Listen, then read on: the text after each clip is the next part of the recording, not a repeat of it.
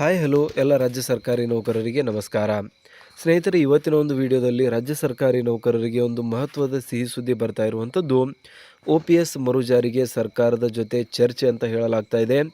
So ಹಾಗಾದರೆ ಕರ್ನಾಟಕ ರಾಜ್ಯ ಸರ್ಕಾರಿ ನೌಕರರಿಗೂ ಕೂಡ ಹಳೆಯ ಪಿಂಚಣಿ ವ್ಯವಸ್ಥೆಯನ್ನು ಮರುಜಾರಿ ಮಾಡುವಂಥ ಒಂದು ಸಮಯ ಬಂದಿದೆ ಅಂತಲೇ ಹೇಳ್ಬೋದು. ಅದಕ್ಕೆ ಕ್ಷಣಗಣನೆ ಕೂಡ ಪ್ರಾರಂಭವಾಗಿದೆ ಅಂತಲೇ ಅರ್ಥ. ಸೊ ಇದಕ್ಕೆ ಸಂಬಂಧಿಸಿದಂತೆ ಕರ್ನಾಟಕ ರಾಜ್ಯ ಸರ್ಕಾರಿ ನೌಕರ ಸಂಘದ ಅಧ್ಯಕ್ಷರಾಗಿರುವಂತಹ ಷಡಕ್ಷರಿ ಅವರು ಒಂದು ಮಹತ್ವದ ಅಪ್ಡೇಟನ್ನು ಕೊಟ್ಟಿದ್ದಾರೆ. ಕರ್ನಾಟಕ ರಾಜ್ಯದಲ್ಲಿ ಕಾಂಗ್ರೆಸ್ ಸರ್ಕಾರ ಬಂದಾಗಿನಿಂದ ರಾಜ್ಯ ಸರ್ಕಾರಿ ನೌಕರರು ಒಂದು ಏನು ಹಳೆಯ ಬೇಡಿಕೆ ಇದೆ, ಹಳೆಯ ಪಿಂಚಣಿ ವ್ಯವಸ್ಥೆಯನ್ನು ಮರುಜಾರಿ ಮಾಡಬೇಕು. ಈವನ್ CM ಸಿದ್ದರಾಮಯ್ಯನವರ ಒಂದು ಮ್ಯಾನಿಫೆಸ್ಟೋದಲ್ಲಿ ಈ ಒಂದು ವಿಷಯವನ್ನು ಪ್ರಸ್ತಾಪಿಸಲಾಗಿತ್ತು.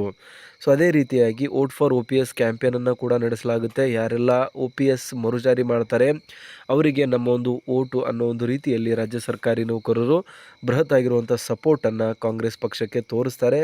ಆ್ಯಂಡ್ ಆ ಒಂದು ನಿಟ್ಟಿನಲ್ಲಿ ಆಲ್ರೆಡಿ CM ಸಿದ್ದರಾಮಯ್ಯನವರು ತಮ್ಮ ಒಂದು ಸರ್ಕಾರವನ್ನು ಕೂಡ ರಚಿಸಿ ಪಂಚ ಗ್ಯಾರಂಟಿ ಯೋಜನೆಗಳನ್ನು ಜಾರಿ ಮಾಡಿದ್ದಾರೆ. ಸೊ ಸರ್ಕಾರಿ ನೌಕರಿಗೆ ಕೊಟ್ಟಿರುವಂಥ ಕೆಲವು ಭರವಸೆಗಳಲ್ಲಿ 7ನೇ ವೇತನ ಆಯೋಗ, ಆರೋಗ್ಯ ಸಂಜೀವಿನಿ ಯೋಜನೆಯನ್ನು ಆಲ್ರೆಡಿ ಇಂಪ್ಲಿಮೆಂಟ್ ಮಾಡಲಾಗಿದ್ದು, ಹಳೆಯ ಪಿಂಚಣಿ ವ್ಯವಸ್ಥೆ ಮಾತ್ರ ಬಾಕಿ ಇರುವಂಥದ್ದು. ಸೊ ಈ ಒಂದು ಹಳೆಯ ಪಿಂಚಣಿ ವ್ಯವಸ್ಥೆಯನ್ನು ಕೂಡ ರಾಜ್ಯ ಸರ್ಕಾರಿ ನೌಕರರಿಗೆ ಒಂದು ಇಂಪ್ಲಿಮೆಂಟ್ ಮಾಡುವಂಥ ಒಂದು ಕೆಲಸವನ್ನು ನಾವು ಮಾಡ್ತೀವಿ, ಇದರಲ್ಲಿ ಯಾವುದೇ ರೀತಿಯಾದಂಥ ಡೌಟ್ ಇಲ್ಲ ಅನ್ನೋ ಒಂದು ವಿಷಯವನ್ನು ಕೂಡ ಇಲ್ಲಿ ಹೇಳಲಾಗ್ತಾ ಇದೆ. ಸೊ ಹಾಗಾದರೆ ಏನಿದೆ ಸಂಪೂರ್ಣವಾಗಿರುವಂಥ ಮಾಹಿತಿ, ಯಾವ ರೀತಿಯಾಗಿ ನಮ್ಮ ಒಂದು ರಾಜ್ಯದಲ್ಲಿ ಹಳೆಯ ಪಿಂಚಣಿ ವ್ಯವಸ್ಥೆ ಅದರ ಒಂದು ಚರ್ಚೆ ವ್ಯಾಪಕವಾಗಿ ನಡೀತಾ ಇದ್ದು, ಕಾಂಗ್ರೆಸ್ ಸರ್ಕಾರದ CM ಸಿದ್ದರಾಮಯ್ಯನವರು ಏನು ಹೇಳ್ತಾ ಇದ್ದಾರೆ ಅಂತ ಕೂಡ ಇವತ್ತಿನ ವಿಡಿಯೋದಲ್ಲಿ ನೋಡೋಣ. ಬಟ್ ಅದಕ್ಕಿಂತ ಮುಂಚೆ ಯಾರೆಲ್ಲ ಇನ್ನೂ ಚಾನಲ್ಗೆ ಸಬ್ಸ್ಕ್ರೈಬ್ ಆಗಿಲ್ಲ, ದಯವಿಟ್ಟು ಸಬ್ಸ್ಕ್ರೈಬ್ ಮಾಡ್ಕೊಳ್ಳಿ. ಸರ್ಕಾರಿ ನೌಕರರಿಗೆ ಉಪಯುಕ್ತವಾಗಿರುವಂಥ ಮಾಹಿತಿಯನ್ನು ನಾವು ಡೇ ಟು ಡೇ ಕೊಡ್ತಾ ಇರ್ತೀವಿ. ಸೊ ಸ್ನೇಹಿತರೆ, ಇಲ್ಲಿ ನೀವು ನೋಡ್ತಾ ಇರುವಂಥದ್ದು OPS ಮರುಜಾರಿಗೆ ಸರ್ಕಾರದ ಜೊತೆ ಚರ್ಚೆ. ಇಲ್ಲಿ ಅನಾರೋಗ್ಯಕ್ಕೆ ತುತ್ತಾದ ಪಾಲಕರನ್ನು ನೋಡಿಕೊಳ್ಳುವ ಉದ್ದೇಶದಿಂದ ವರ್ಗಾವಣೆ ಪಡೆದ ಕೆಲ ಸರ್ಕಾರಿ ನೌಕರರು ಅವರ ಯೋಗಕ್ಷೇಮ ವಿಚಾರಿಸುತ್ತಿಲ್ಲ ಎಂದು ಶಾಸಕ DG ಶಾಂತಗೌಡ ಅವರು ಮತ್ತು ಬೇಸರ ವ್ಯಕ್ತಪಡಿಸಿದ್ದಾರೆ. ಸರ್ಕಾರಿ ನೌಕರ ಸಂಘದ ಸಭಾಂಗಣದಲ್ಲಿ ಭಾನುವಾರ ಸಂಘದ ತಾಲೂಕು ಅಧ್ಯಕ್ಷರು, ಪದಾಧಿಕಾರಿಗಳ ಪದಗ್ರಹಣ, ನಿಕಟಪೂರ್ವ ಅಧ್ಯಕ್ಷ ಹಾಗೂ ಪದಾಧಿಕಾರಿಗಳ ಬೀಳ್ಕೊಡುಗೆ ಸಮಾರಂಭ ಉದ್ಘಾಟಿಸಿ ಮಾತನಾಡಿರುವಂಥ ಅವರು, ರೈತರು ಎಷ್ಟೇ ಹೋರಾಟ ನಡೆಸಿದರೂ ಅವರ ಬೇಡಿಕೆ ಈಡೇರುವುದು ಬಹಳ ಕಡಿಮೆ. ಆದರೆ ಸರ್ಕಾರಿ ನೌಕರರು ಮುಷ್ಕರಕ್ಕೆ ಕರೆ ನೀಡಿದ ಕೆಲವೇ ಗಂಟೆಗಳಲ್ಲಿ ಸರ್ಕಾರ ಮಾತುಕತೆ ಆಹ್ವಾನಿಸುತ್ತದೆ. ಅಂತಹ ಶಕ್ತಿಯುತ ಸಂಘಟನೆ ನಿಮ್ಮದು ಎಂದು ಇಲ್ಲಿ ಹೊಗಳಿದ್ದಾರೆ. ಸರ್ಕಾರಿ ನೌಕರರ ಸಂಘದ ಅಧ್ಯಕ್ಷ CS ಷಡಕ್ಷರಿ ಮಾತನಾಡಿ, ಸರ್ಕಾರ 7ನೇ ವೇತನ ಆಯೋಗದ ವರದಿಯನ್ನು ಸುಲಭವಾಗಿ ಒಪ್ಪುವ ಸ್ಥಿತಿಯಲ್ಲಿ ಇರಲಿಲ್ಲ. ನಾವು ಪ್ರತಿಭಟನೆಗೆ ಮುಂದಾದಾಗ ವರದಿ ಜಾರಿಗೆ ತಂದಿದೆ. NPS ತೆಗೆದು OPS ಮರುಜಾರಿಗೆ ಸರ್ಕಾರದ ಜೊತೆ ಮಾತುಕತೆ ನಡೆಸಿದ್ದೇವೆ.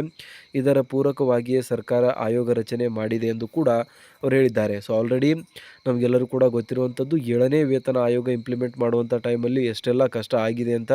ಏನಕ್ಕಂದರೆ ಸರ್ಕಾರ ಅಷ್ಟು ಸುಲಭವಾಗಿ ಒಪ್ಪಿಕೊಳ್ಳುತ್ತಾ ಇರಲಿಲ್ಲ. ಆದರೆ ರಾಜ್ಯ ಸರ್ಕಾರಿ ನೌಕರ ಸಂಘ ಒಂದು ಅನಿರ್ದಿಷ್ಟಾವಧಿ ಮುಷ್ಕರವನ್ನು ಮಾಡುವುದಾಗಿ ಸರ್ಕಾರದ ಮುಂದೆ ಒಂದು ಪ್ರತಿಷ್ಠಾಪನೆಯನ್ನು ಮಾಡಿದಾಗ ಸರ್ಕಾರ ಫೈನಲಿ ಒಪ್ಕೊಳ್ತು.